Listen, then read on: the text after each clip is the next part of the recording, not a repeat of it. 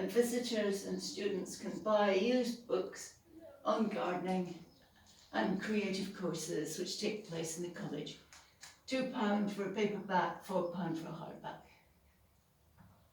So these things are for sale for £2 or £4 for people who want to study.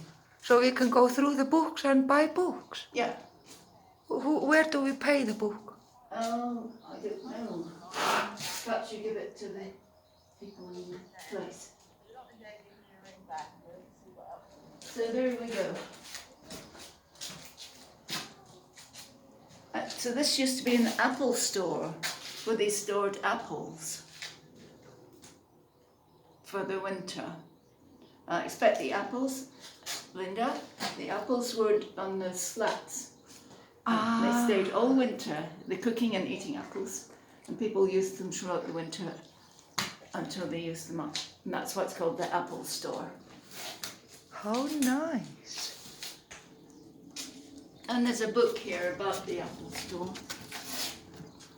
Oh no, it's a cardboard. Just tells you.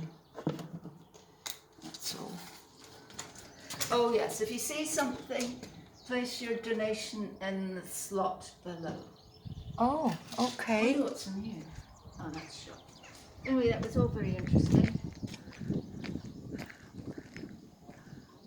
You're interested in stones? And this is flint. Flint. And a lot of Sussex houses were made with flint. Like this apple store has flint. There.